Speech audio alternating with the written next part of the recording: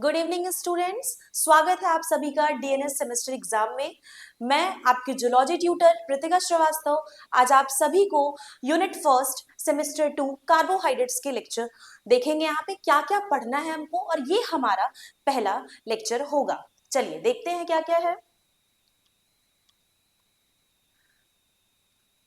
बच्चों, कार्बोहाइड्रेट एक बहुत ही इंपॉर्टेंट कंपाउंड है। कार्बोहाइड्रेट्स को और क्या बोलते हैं? शुगर बोलते हैं। क्यों शुगर बोल रहे हैं? क्योंकि क्या होता होगा, ये स्वीट है टेस्ट में, राइट? और साथ ही साथ ये वाटर में सॉल्यूबल भी है। अगर हम इसका नेचर देखें बच्चों, तो हमारे पूरे अर्थ पे मोस्टली अगर देखा जाए सबसे ज्यादा अबंडेंट मॉलिक्यूल क्या है? कार्बोहाइड्रेट है। क्लियर? कार्बोहाइड्रेट को बच्चों एक वर्ड से बुलाते हैं, क्या नाम है उसका? सैकराइड्स। सैकराइड्स को एक ग्रीक वर्ड से लिया गया है, डेड लैंग्वेज से लिया गया है, जिसको क्या बोलते हैं? शुगर और स्वीटनेस। अगर आप देखोगे तो जितने भी स्मॉल कार्बोहाइड्रेट्स होते हैं उनका क्या होता है? वेट भी क्या होगा? स्मॉल होगा, स्मॉल मॉलिक्यूलर वेट होगा। और जितने भी स्मॉल मॉलिक्यूलर वेट वाले कार्बोहाइड्रेट्स होते हैं स्टूडेंट्स, वो क्या होते हैं? स्वीट होते हैं टेस्ट में।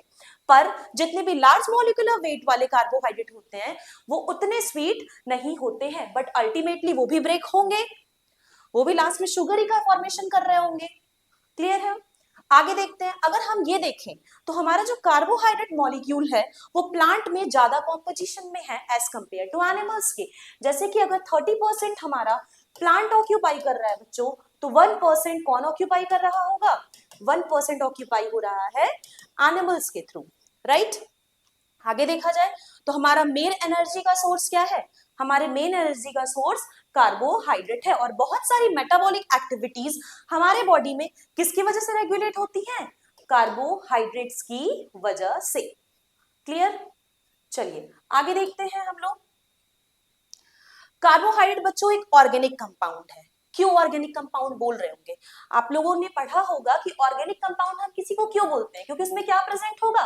कार्बन प्रेजेंट होगा। तो हमारे कार्बोहाइड्रेट में भी आपको ऑक्सीजन, कार्बन और हाइड्रोजन, ये तीन मेन एलिमेंट्स देखने को मिलते हैं। आगे देखा जाए तो पहले बच्चों जो कार्बोहाइड्रेट टर्म है, पहले उसको एक जनरल फॉर्मूला से रिप्रेजेंट किया जाता था। वो जनरल फॉर्मूला क्या होता था? CxH2O क्लियर है? ये होता था पहले जनरल फॉर्मूला। मींस क्या कहने का मतलब है? जो भी फॉर्मूला हो वो इस चीज को फुलफिल करे, ये फॉर्मूला को। दैट मींस कार्बन आप कुछ भी रखो, आप यहाँ पूरा वाटर की होल कुछ भी रखो, बट ये पूरा ऐसे ही प्रॉपर होना चाहिए। बट ऐसा देखा गया कुछ ऐसे हमारे शुगर्स थे जो कि इस चीज को फुलफिल नहीं कर रहे थे। कौन से शुगर थे? डीऑक्सीराइबोज और रैमनोज शुगर। ठीक है, क्या देखने को मिला बच्चों? अगर आप इस फॉर्मूला को देखो तो आपको क्या देखने को मिल रहा है? CxH2OY, right? ये देखने को मिल रहा है। इसका मतलब ऑक्सीजन जितना भी होगा उसका डबल क्या होगा? हाइड्रोजन होगा, राइट? यही देखने की बात हो रही है ना। बट हमें यहाँ क्या देखने को मिला बच्चों? ये जो रैमनोज है वो क्या था उसका फॉर्मूला? C6H12O5, right? क्या देखने को मिला? C6H12O5।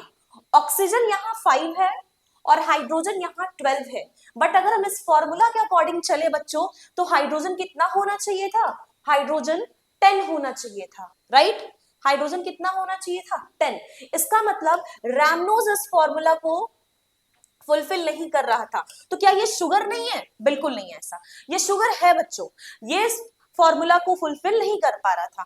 Come to the next one. Next one क्या है बच्चों? डीऑक्सीराइबोज। यहां क्या देखने को मिला? इसका फॉर्मूला क्या हो गया? C5H10O4, right? ये किसका है? डीऑक्सीराइबोज शुगर का। क्लियर बच्चों? ये डीऑक्सीराइबोज में आपको क्या देखने को मिल रहा है? ऑक्सीजन यहाँ 4 है और हाइड्रोजन 10 है। बट ऐसा नहीं होना चाहिए था। हाइड्रोजन कितने होने चाहिए थे? 8 ही होने चाहिए थे। इसका मतलब क्या ये शुगर नहीं है? ये भी शुगर है बच्चों, पर ये इस फॉर्मूले को फुलफिल नहीं कर पा रहा था। तो इसका क्या मतलब है कि ये शुगर नहीं है? बिल्कुल है। मींस ये फॉर्मूला आगे जाके एक्सेप्टेबल नहीं था। क्लियर है बच्चों? ये आगे जाकर एक्सेप्टेबल नहीं था। सवाल ये है कि बहुत सारे कार्बोहाइड्रेट्स ऐसे होते हैं बच्चों जिसमें ऑक्सीजन, कार्बन और हाइड्रोजन के अलावा और सारे भी हमें एलिमेंट्स देखने को मिलते हैं। क्लियर है? वो हम देखेंगे आगे कौन कौन से मिलते हैं। और कुछ तो ऐसे थे बच्चों कि जो कार्बोहाइड्रेट नहीं थे बट वो इस रूल को फॉलो कर रहे थे, जैसे कि मैम फॉर्मल्डिहाइड। फॉर्मल्डिहाइड में क्या देखने को मिल रहा था? क्या फॉर्मूला है? HCHO, ऑक्सीजन एक है और हाइड्रोजन दो है हमारे पास। दैट मींस ये तो फुलफिल कर गया, बट ये तो शुगर है नहीं, इसीलिए बच्चों इस फॉर्मूला को आगे चेंज कर दिया गया, ये एक्सेप्टेबल नहीं रहा, इस डेफिनेशन को थोड़ा सा और मॉडिफाई किया गया और आपको एक नया दिया गया डेफिनेशन। और वो डेफिनेशन क्या था बच्चों? वो डेफिनेशन था carbohydrates are the hydrates of carbon, they are polyhydroxy aldehydes और कीटोन। क्या बोला गया? कार्बोहाइड्रेट्स हाइड्रेट्स है कार्बन के, जो कि किससे मिलकर बने हुए हैं? पॉलीहाइड्रोक्सी, ढेर सारे OH ग्रुप से, और एल्डिहाइड और कीटोन से। किसकी बात हो रही है? OH ग्रुप से, एल्डिहाइड और कीटोन से। ठीक है, ये हमें हर एक शुगर मॉलिक्यूल में देखने को मिलेगा और ये हर एक शुगर इस क्राइटेरिया को फुलफिल कर रहा था। तो हमें ये मेन डेफिनेशन ही याद रखना है, और किस तरीके से फेल हुआ और क्यों फेल हुआ ये आपको बता दिया गया। आते हैं, अभी मैंने आपको बताया बच्चों कि कुछ ऐसे कार्बोहाइड्रेट्स हैं जिनमें कार्बन, हाइड्रोजन और ऑक्सीजन के अलावा और भी एलिमेंट्स पाए जाते हैं, जैसे कि मैम कौन? कुछ में नाइट्रोजन प्रेजेंट है बच्चों, कुछ में क्या देखने को मिलेगा आपको? कुछ में नाइट्रोजन है, जैसे कि एन एसिटिल गैलेक्टोजमीन। क्लियर? कुछ में N acetyl muramic acid. Clear है?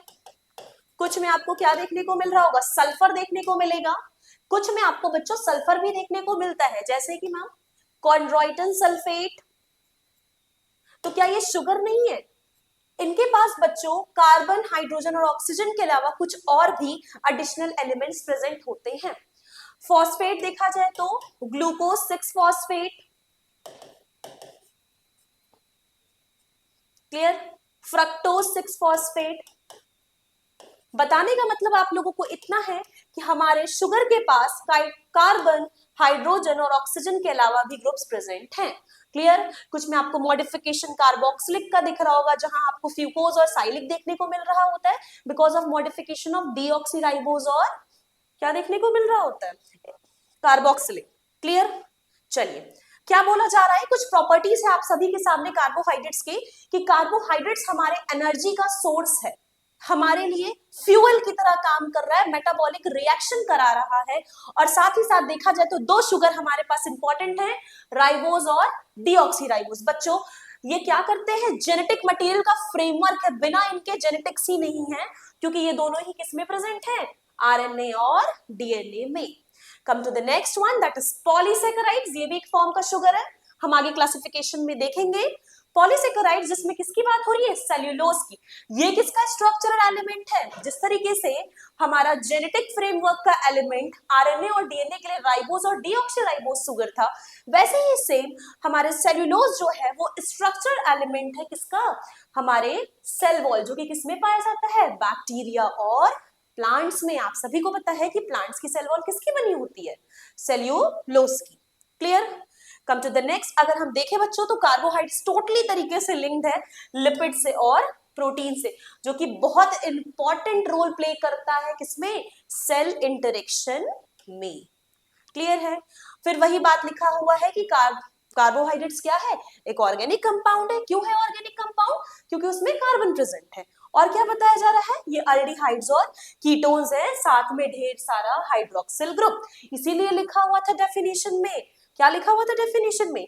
Polyhydroxy, right? Many hydroxyl group. Clear बच्चों? आगे देखते हैं, नेक्स्ट क्या है हमारे पास। चलिए, अगर हम अभी तक तो हमने जनरल प्रॉपर्टीज पढ़ी कार्बोहाइड्रेट की, किस तरीके से वो फ्यूल है, स्टोरेज फॉर्म में कैसे फ्रेमवर्क है। Come to the main topic, that is physical property, और यही हमारे पूरे कार्बोहाइड्रेट यूनिट का बेस है बच्चों। इसको समझ लिया तो आगे जो भी क्लासिफिकेशन पढ़ेंगे उसमें आपको दोबारा पढ़ने की जरूरत नहीं है ये सेम चीज। जैसे कि आइसोमेरिज्म क्या होता है बच्चों? जहां सेम स्ट्रक्चर फॉर्मूला हो, बट जहां मॉलिक्यूलर फॉर्मूला तो सेम हो बट स्ट्रक्चर क्या हो? डिफरेंट हो, राइट? जिसमें क्या है? एक है स्ट्रक्चरल आइसोमर और एक है स्टीरियो आइसोमर। जहां स्ट्रक्चर आइसोमर की बात करें तो लिखा हुआ है सेम मॉलिक्यूलर फॉर्मूला हो बट स्ट्रक्चर क्या हो, डिफरेंट। जैसे कि ग्लूकोज और फ्रक्टोज, एक एग्जांपल क्या है आपके पास, ग्लूकोज है और एक फ्रक्टोज है। क्लियर, दोनों ही सेम है भाई, दोनों का ही मॉलिक्यूलर फॉर्मूला क्या है, सेम, C6H12O6, यहां भी सेम है, पर यहाँ फंक्शनल ग्रुप डिफरेंट है बच्चों, क्योंकि फॉर्मूला मैंने स्ट्रक्चर ही डिफरेंट बोल दिया।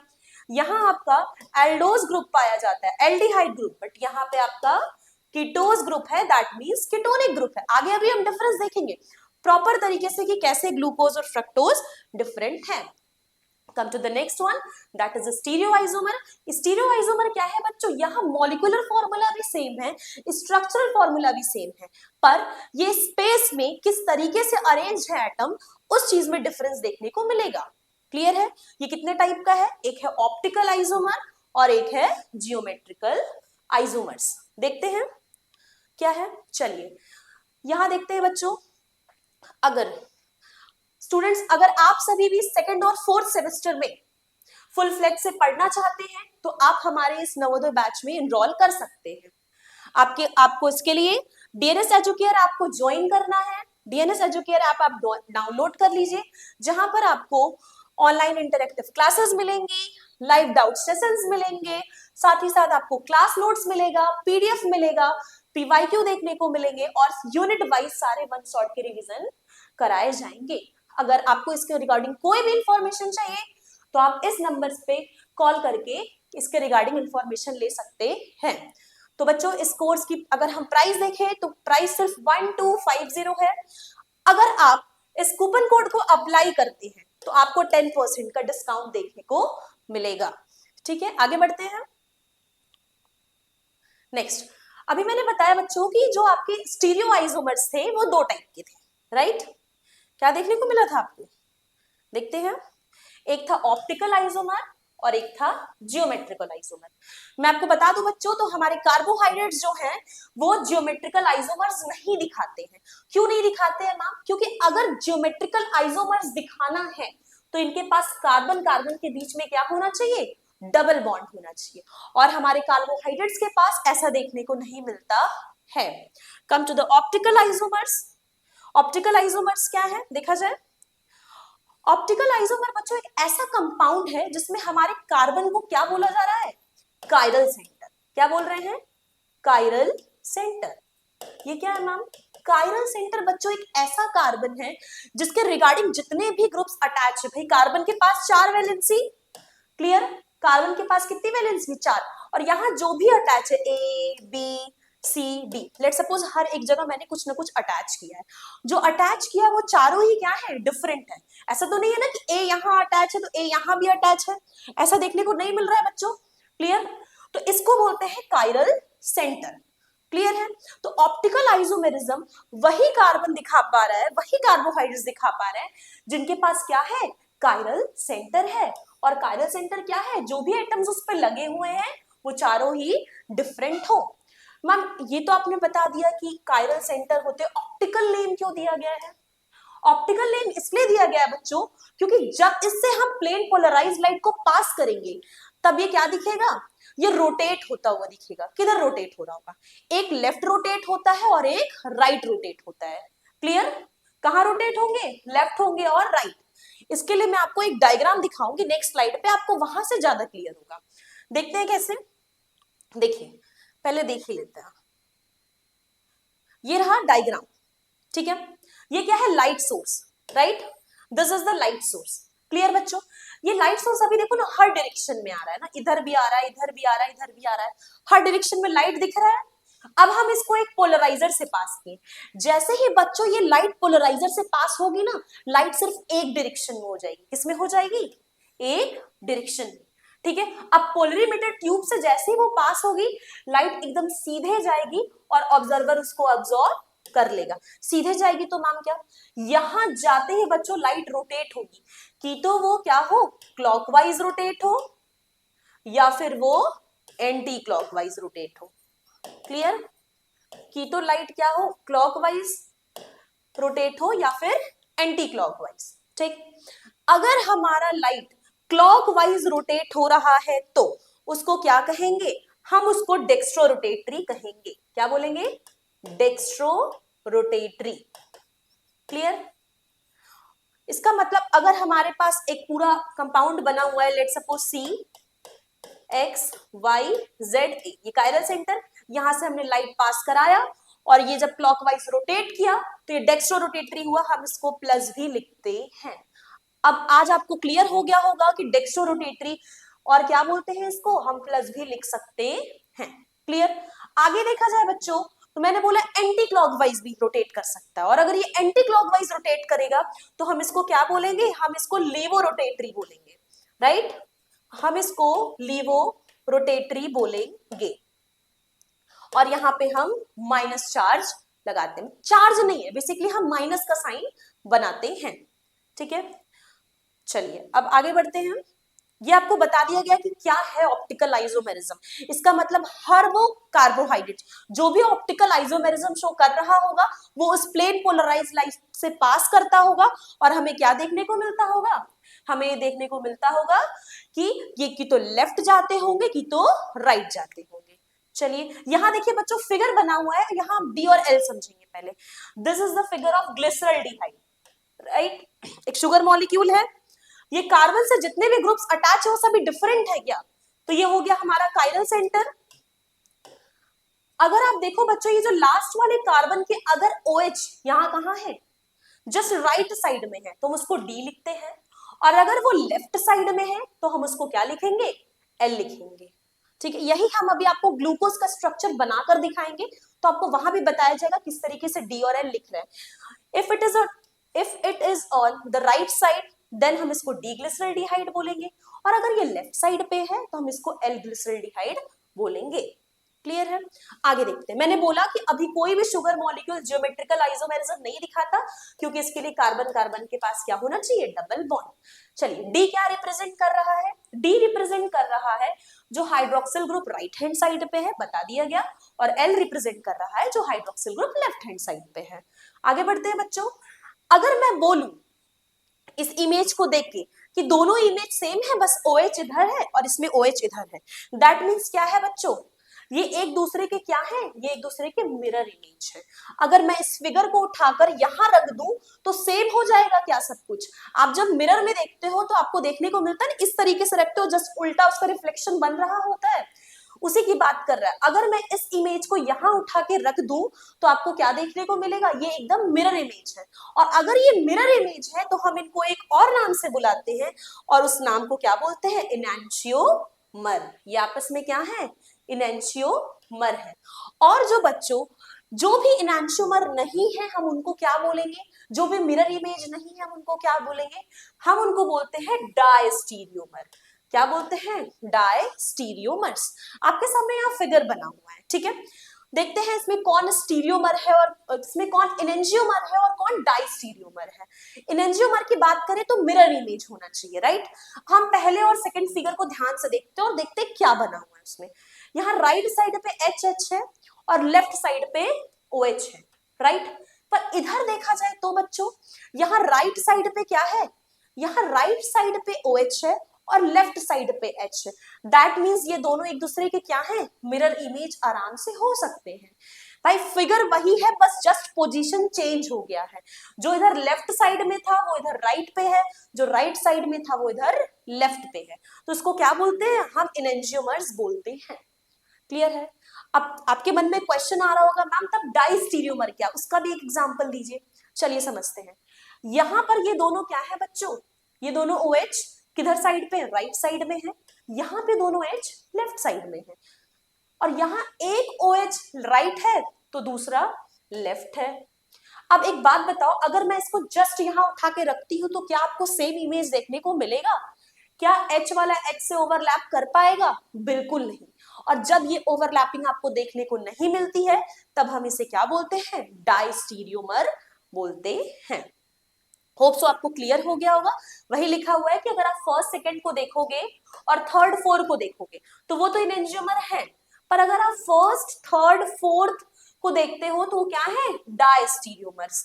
अभी बता दिया गया आपको, सेकंड है फोर्थ हुआ, ठीक है, थर्ड है फोर्थ हुआ। तो जो डायस्टीरियोमर है वो एक दूसरे को ओवरलैप नहीं कर रहे होंगे। नेक्स्ट कम टू द, लिखा हुआ है बच्चों जो एनर्जियोमर्स होते हैं उनमें सेम फिजिकल प्रॉपर्टीज होती है। कैसे physical properties ma'am? Melting point हो गया, बॉइलिंग पॉइंट हो गया, वो किस सॉल्वेंट में सॉल्यूबल है उसकी बात हो रही है, ठीक है। और ये क्या करते हैं, ये प्लेन पोलराइज लाइट को रोटेट कर देते हैं, कि तो वो एंटी क्लॉकवाइज कर रहे होंगे कि तो वो क्लॉकवाइज कर रहे होंगे। अगर वो एंटी क्लॉकवाइज करते हैं तो उसको रिप्रेजेंट करेंगे माइनस से, that is called as laevorotatory. पर अगर वो क्लॉकवाइज रहेंगे तो हम उनको डेक्स्ट्रो रोटेटरी बोलेंगे और रिप्रेजेंट करेंगे प्लस से, ठीक है। क्या बोला जा रहा है, और जो हमारे डी ग्लूकोज है जो कि नेचर में बहुत ज्यादा अमाउंट में पाए जा रहे हैं, मैं बता दूं वो दोनों ही फॉर्म में एग्जिस्ट करते हैं, डेक्स्ट्रो रोटेटरी भी और लीवो रोटेटरी भी। यहाँ आपके सामने एक फॉर्मूला लिखा हुआ है बच्चों, वॉन्ट ऑफ फॉर्मूला है, जिसमें फॉर्मूला क्या दिया गया था, 2 के पावर n, राइट। n क्या है बच्चों, कितने नंबर ऑफ कायरल कार्बन है उस कार्बोहाइड्रेट्स में, तो हमें ये पता चल जाएगा कि उसके कितने ऑप्टिकल आइसोमर्स होंगे। जैसे कि अगर ट्रायोज है तो कितने होंगे, 2 ऑप्टिकल, राइट। अगर टेट्रोज है तो कितने होंगे, 4 होंगे। क्लियर? ऐसे बोल रहा है बच्चों, जो हमारे डी ग्लूकोज और डी मैनोज हैं, अगर हम उनका कॉन्फ़िगरेशन देखें तो वो दोनों कार्बन 2 पे डिफरेंट हैं, राइट। अगर हम डी गैलेक्टोज और डी ग्लूकोज को देखें तो वो कार्बन 4 पे डिफरेंट है, किस चीज में, कॉन्फ़िगरेशन में। पर बच्चों अगर डी और एल आइसोमर्स को हम किस में रख दें, इक्वल कंसेंट्रेशन में प्रेजेंट रहते हैं, तो हम उनको क्या बोलते हैं, रेसिमिक मिक्सचर बोलते हैं। अभी मैम आपने बोला कि ये जो डी ग्लूकोज और डी मैनोज हैं वो दोनों ऐसे तो पूरे सेम है कॉन्फ़िगरेशन में, बस कार्बन नंबर 2 पे डिफरेंट कर और कहीं नहीं है, राइट। आपका क्वेश्चन यही है। तो बच्चों सिर्फ किसी भी एक कार्बन पे हमें डिफरेंस देखने को मिलता है एक्सेप्ट कार्बन नंबर 1। अगर मैं बोलूं कि आपका जो कॉन्फ़िगरेशन है वो सब कुछ सेम है, राइट, पर आप किसी एक कार्बन पे आपको क्या देखने को मिल रहा है, डिफरेंस देखने को मिल रहा है, वो चाहे कोई भी कार्बन हो except carbon number 1, carbon number 1 को छोड़कर, तो हम इसको क्या बोलते हैं, हम इसको ईपीमर बोलते हैं, राइट। अगर कोई हमसे कहे मैम कैसे, चलिए हम आपके सामने ग्लूकोज और मैनोज का स्ट्रक्चर बनाते हैं। ग्लूकोज का फॉर्मूला क्या है बच्चों, C6H12O6, राइट। कितने कार्बन है, 6।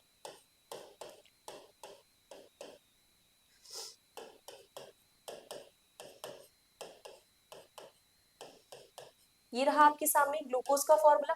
थर्ड पोजीशन पे क्या रहता है, सिर्फ थर्ड पोजीशन पे लेफ्ट साइड में OH है, बाकी में क्या है, राइट साइड में है, राइट।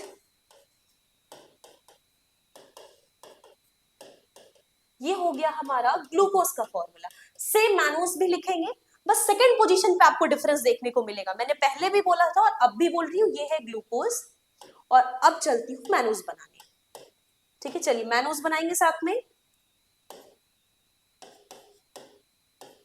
पहला कार्बन तो एज इट इज, दूसरा देखिए मैंने क्या लिख दिया, अभी इस साइड पे हाइड्रोजन लिखा था और अब हम इस साइड पे OH लिख रहे हैं, बाकी सब कुछ सेम चलने वाला है जैसा कि बोला गया था। क्लियर? देखिए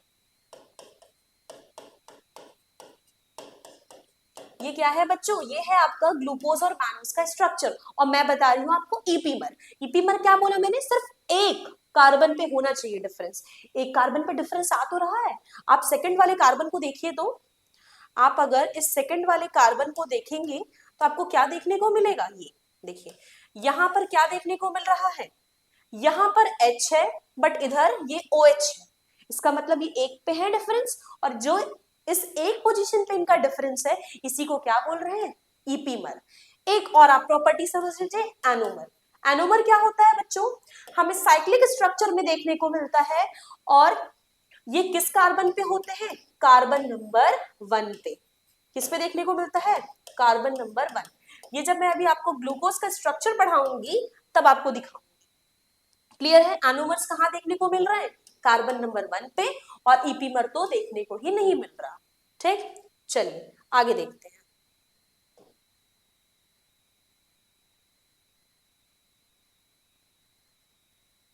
ठीक है, यहां तक हमने कंप्लीट कर लिया है। Come to the classification of carbohydrate, हमें क्या करना है, क्लासिफिकेशन करना है किसका, कार्बोहाइड्रेट्स का।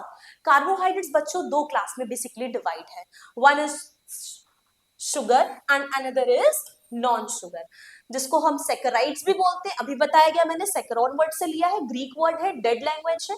और another is the non sugar, जिसको क्या बोला जा रहा है, पॉलीसेकेराइड्स। बच्चों जो हमारे सेकेराइड्स हैं उनको हम 3 पार्ट में बाइफरकेट करते हैं, one is monosaccharide, another is disaccharide and another to disaccharide is the oligosaccharide. Clear. Monosaccharide क्या है, क्वेश्चन होगा आपके मन में। मोनोसेकेराइड बच्चों एक ऐसे शुगर हैं जो कि आगे फर्दर अब बाइफरकेट नहीं होने वाले, उनको अब हम और नहीं तोड़ सकते हैं और छोटा शुगर उनसे नहीं बना सकते हैं। तो ये कैसे शुगर हो गए, monosaccharides is simple sugar. Clear. ये कैसे शुगर है, सिंपल शुगर है बच्चों।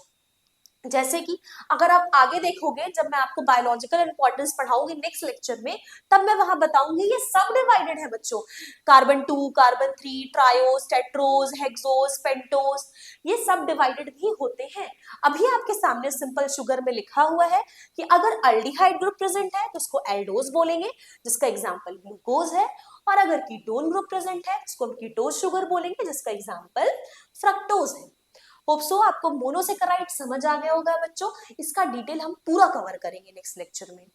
आगे क्या है, डाइसेकेराइड्स। डाइसेकेराइड्स मींस दो शुगर, मींस जब हम इनको ब्रेक करेंगे बच्चों तो हमें क्या देखने को मिलेगा, 2 शुगर देखने को मिलेंगे। कैसे शुगर बच्चों, 2 मोनोसेकेराइड्स देखने को मिलेंगे। क्लियर, हमें 2 मोनोसेकेराइड्स देखने को मिलेंगे, जिसका एग्जाम्पल लिखा हुआ है lactose, maltose, sucrose.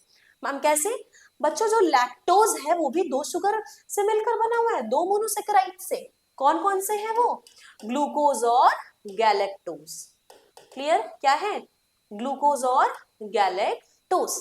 Come to the maltose. Maltose किससे मिलकर बना हुआ है बच्चों, माल्टोज किससे मिलकर बना हुआ है, आप वहां देखेंगे अल्फा डी ग्लूकोज से और अल्फा डी ग्लूकोज से। क्लियर। और क्या देखने को मिल रहा होगा, सुक्रोज। सुक्रोज किससे मिलकर बना हुआ है, ग्लूकोज से और फ्रक्टोज से।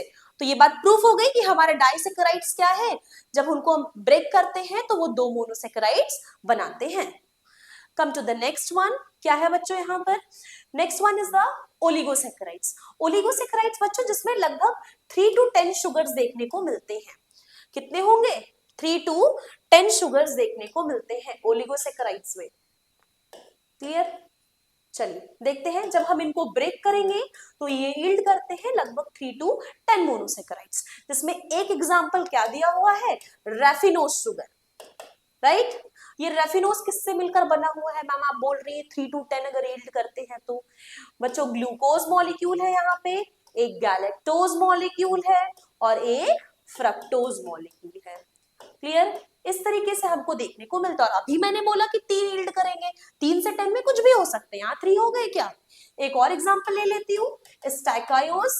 स्टैकायोज में क्या है बच्चों, 2 आपके गैलेक्टोज के मॉलिक्यूल होंगे यहाँ पे, 1 glucose will be there and 1 fructose will be there. ठीक है, इस तरीके से बच्चों तो ये टोटल कितने यील्ड कर दिए, 4 हो गया क्या, 2 galactose, 1 glucose and another is the fructose. इसीलिए बोला जाता है कि ये जब ब्रेक होते हैं तो 3 to 10 शुगर में आराम से ब्रेक हो सकते हैं। Come to the polysaccharides. Polysaccharides क्या है, जहां हम मोर देन 10 मोनोसेकेराइड्स की बात करते हैं। राइट, कितने की बात कर रहे हैं, मोर देन 10 की बात कर रहे हैं बच्चों। और यहाँ हमें जो पॉलीसेकेराइड्स होते हैं वो 2 टाइप के मिलते हैं। क्लियर, ये पॉलीसेकेराइड्स आपके 2 टाइप के हैं, one is homopolysaccharide and another is heteropolysaccharide. चलिए देखते हैं।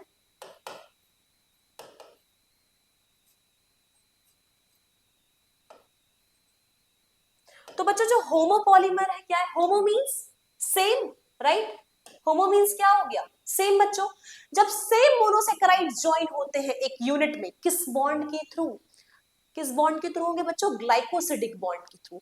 हमारे जितने भी शुगर मॉलिक्यूल्स हैं वो एन ग्लाइकोसिडिक बॉन्ड के ग्लाइकोसिडिक बॉन्ड के थ्रू हो रहे हैं ज्वाइन, तो उनको क्या बोलेंगे, होमोपॉलीसेकेराइड, जहां सेम है। जैसे कि मैम स्टार्च, राइट, डेक्स्ट्रीन, ये सब क्या है बच्चों, सेम है आपके, ठीक है, ये भी हम डिटेल में पढ़ेंगे जब सेम ही मोनोसेकेराइड यूनिट से मिलकर बने हुए हैं।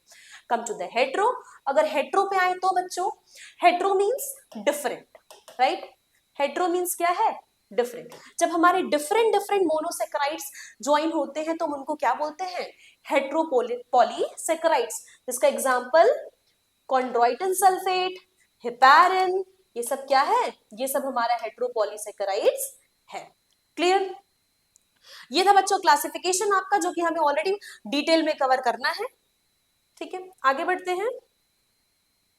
नेक्स्ट वन, मैंने बोला था स्ट्रक्चर ऑफ कार्बोहाइड्रेट, ये बहुत ज्यादा इंपॉर्टेंट है बच्चों, क्योंकि अगर आपने ये समझ लिया तो आप पूरा बेस अपना प्रिपेयर कर चुके हो इस यूनिट को पढ़ने के लिए, तो इसको बहुत ध्यान से समझेंगे।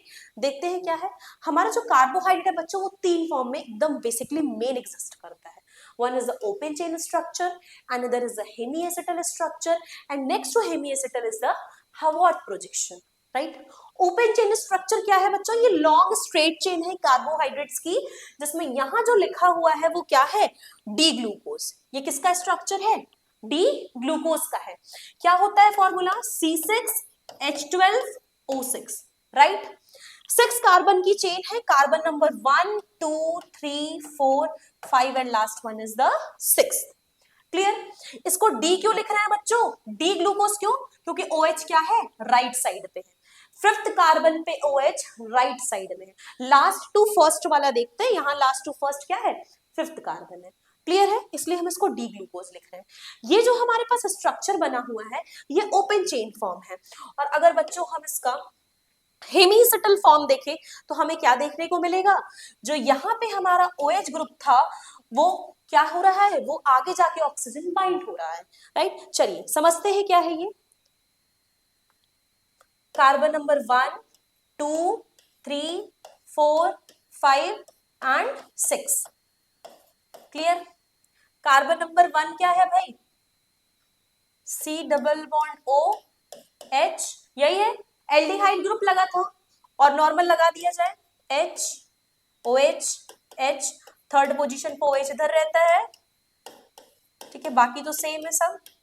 ये बन गया हमारे पास बच्चों ग्लूकोज का ओपन चेन स्ट्रक्चर, राइट।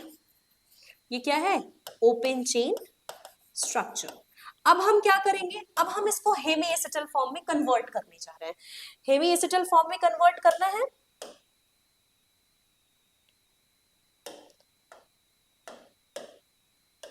चलिए देखते हैं।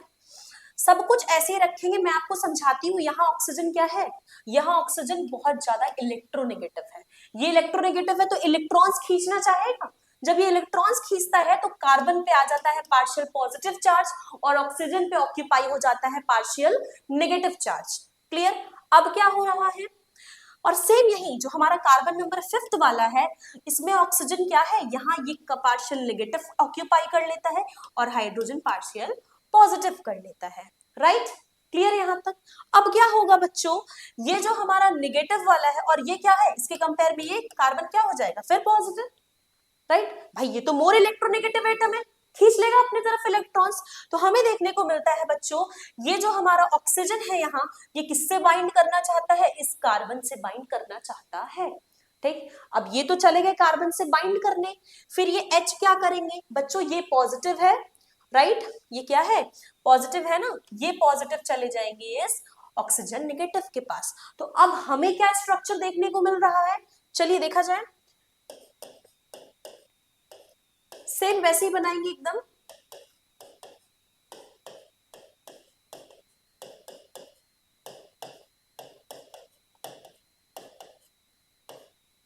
ओके। 5th वाला कर रहे हैं ना,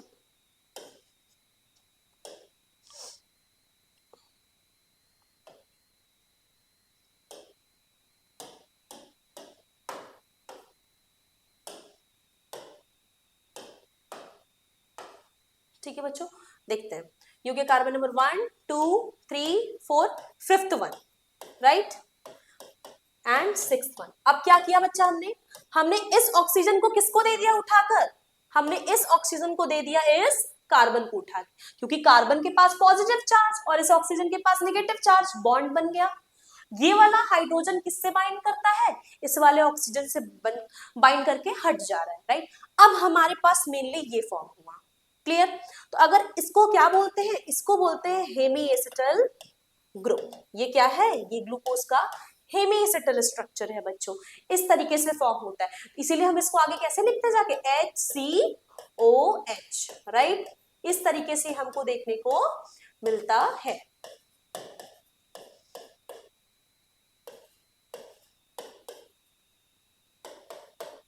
चलिए ये हो गया। फाइनली हमारे पास ये क्यों यहाँ पे ऐसे लिखा रहता है, ये आज आपको समझ आ गया होगा। आगे देखते हैं बच्चों, नेक्स्ट स्ट्रक्चर बोल रहा है हैवॉर्थ स्ट्रक्चर। हैवॉर्थ स्ट्रक्चर क्या है, हैवॉर्थ स्ट्रक्चर ये होता है कि हमारा जो ये ग्लूकोज मॉलिक्यूल था, ये जो हमारा कार्बोहाइड्रेट था, ये अपने आप को क्या बना ले रहा है, 6th मेंबर रिंग में बना रहा है, एक रिंग फॉर्म कर रहा है जिसको बोलते हैं पायरेनोज स्ट्रक्चर। ये पायरेनोज क्यों आ रहा होगा बच्चों, इसी ऑक्सीजन की वजह से हमें देखने को मिल रहा है रिंग स्ट्रक्चर।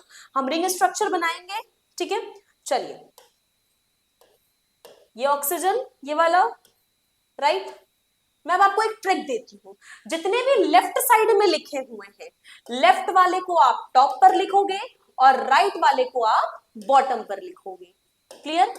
ये आपका ट्रिक है बच्चों, ठीक है। चलिए लिखें, क्या बताया गया, लेफ्ट वाले को टॉप पे लिख दिया जाए, H H H OH, right, H। और ये लास्ट वाला तो ऐसे ही छूटा हुआ, इसको ऐसे लिख देंगे CH2OH, और यहाँ पे लास्ट में हमारा H। अब जितना राइट साइड वाला है बच्चों, उसको डाउन साइड पे HOH HOH। ये जो हमारे पास रिंग वाला स्ट्रक्चर है बच्चों, हम इसको क्या बोलते हैं, हम इसको हैवॉर्थ रिंग स्ट्रक्चर बोलते हैं। और आपको आगे, चाहे आप कोई भी सेकेराइड्स पढ़ रहे हो, मोनोसेकेराइड्स पढ़ रहे हो, आगे आपको फ्रक्टोज का ड्रॉ करना है तो भी आप इसी तरीके से ड्रॉ करोगे। बस फ्रक्टोज में क्या होता है, वहां कीटोज ग्रुप प्रेजेंट होता है, क्लियर है।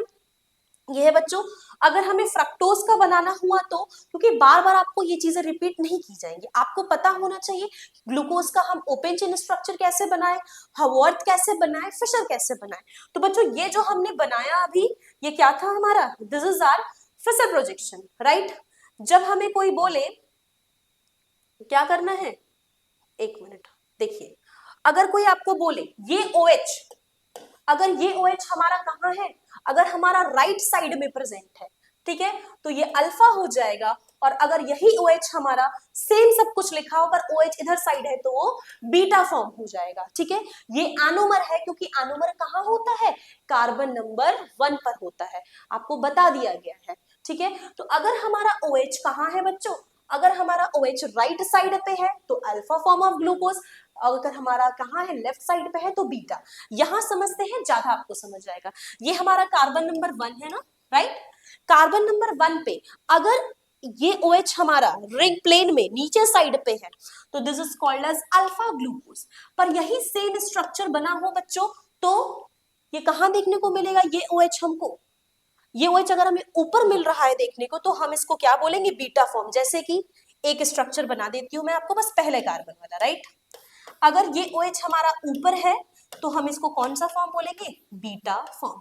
क्वेश्चन होगा मैम इसको हम अल्फा बीटा तो बता दी, ये डी है कि एल है, आप देख लो। अगर OH लास्ट वाले कार्बन पे कहाँ है, OH इधर साइड पे प्रेजेंट है तो डी, और अगर इधर साइड पे प्रेजेंट है तो एल। आज आप जान गए प्लस क्या है, डी क्या है, अल्फा क्या है। आपको हर जगह बच्चों alpha beta D plus minus L form मिलेगा देखने को, ठीक है। इसीलिए आपको फिजिकल प्रॉपर्टीज डिटेल में बताई जाती है।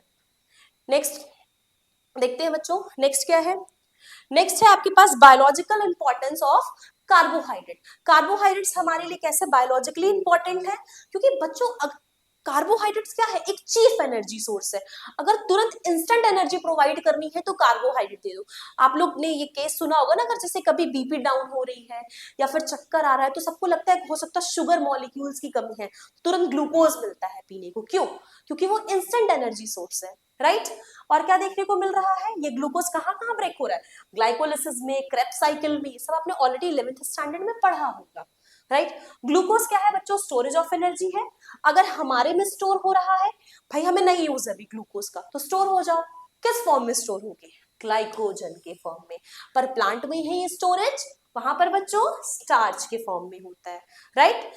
जब बच्चों हमारे पास इनफ अमाउंट ऑफ कार्बोहाइड्रेट्स है, तब हम प्रोटीन का यूज नहीं करते हैं एनर्जी के लिए। प्रोटीन को बोलते हैं भाई तुम बिल्डिंग ब्लॉक का काम करो, तुम जो अपना काम कर रहे हो वही करो। क्लियर। आगे क्या है बच्चों, कार्बोहाइड्रेट्स आगे हमें हेल्प करता है बायोसिंथेसिस ऑफ फैट्स और प्रोटीन्स में। हम देखेंगे जब आपको नेक्स्ट साइकिल पढ़ाया जाएगा, लिपिड में जब साइकिल पढ़ाई जाएगी, तब आपको देखने को मिलेगा कि कार्बोहाइड्रेट्स कैसे इंटरमीडिएट बन रहा है, ठीक है। और कहीं ना कहीं ये हमारा एनर्जी सोर्स है ब्रेन का, और नर्व टिश्यू के रेगुलेशन में भी कार्बोहाइड्रेट हेल्प करता है। Come to the main carbohydrate function. बच्चों अगर हम पर ग्राम ले रहे हैं कार्बोहाइड्रेट तो कितनी एनर्जी मिल रही है, 4 कैलोरी, राइट। ये क्या है, अगर स्टोरेज फॉर्म अभी बता दिया मैंने, हमारी बॉडी में किस फॉर्म में रहेगा, ग्लाइकोजन के फॉर्म में। कुछ कार्बोहाइड्रेट्स ऐसे हैं बच्चों जो डाइजेस्ट नहीं होते हैं, डाइजेस्ट नहीं होते तो मैम, पर वो हमारे डाइजेशन में इंप्रूव कर रहे होते हैं। कोलेस्ट्रॉल लेवल अगर किसी का बढ़ जा रहा है तो उसको कम कर रहे होते हैं, जैसे कि सेल्यूलोज, अगार, गम, पेक्टिन, ये सब क्या है, डाइटरी फाइबर्स की तरह सर्व होते हैं। Come to the next one, that is क्या बता रहा है, हमारे जो कार्बोहाइड्रेट्स है वो प्रिकर्सर है, किस चीज में बनाने में हेल्प कर रहे हैं, देखो राइबोज में, डीऑक्सीराइबोज में, ग्लाइकोलिपिड्स में, ग्लाइकोप्रोटीन्स में, इवन प्रोटियोग्लाइकन्स में। इसका मतलब कार्बोहाइड्रेट कितना वास्ट है, राइट। नेक्स्ट क्या कर रहा है बच्चों, सेल मेम्ब्रेन बनाने में हेल्प कर रहा है, ग्लाइकोलिपिड के फॉर्म में प्रेजेंट होके, मतलब ग्लूकोज और प्रोटीन एक साथ प्रेजेंट है, ग्लूकोज और लिपिड्स एक साथ प्रेजेंट है, इस चीज में हेल्प कर रहा है। और साथ ही साथ किस चीज में हेल्प कर रहा है, ल्यूब्रिकेशन में हेल्प कर रहा है। बच्चों जो ये हमारे बोन्स है ना, लेट सपोज ये दो बोन्स के बीच में होता है फ्लूइड, क्या नाम होता है उस फ्लूइड का, साइनोवियल फ्लूइड, वहां भी कार्बोहाइड्रेट्स पाए जाते हैं, तो वहां ल्यूब्रिकेशन में हेल्प कर रहा है, इम्यूनिटी में, कम्युनिकेशन में हेल्प कर रहा होता है। और साथ ही साथ क्या है बच्चों, स्ट्रक्चरल कंपोनेंट है, प्लांट में भी सेल्यूलोज की सेल वॉल बनी थी, इंसेक्ट्स में उनका एक्सोस्केलेटन बन रहा है। तो ये सारे हमारे मोस्ट इंपॉर्टेंट क्या थे, कार्बोहाइड्रेट्स के फंक्शन है। हमने बच्चों यहाँ बेसिक्स ऑफ कार्बोहाइड्रेट पूरा कंप्लीट कर लिया है अच्छे तरीके से।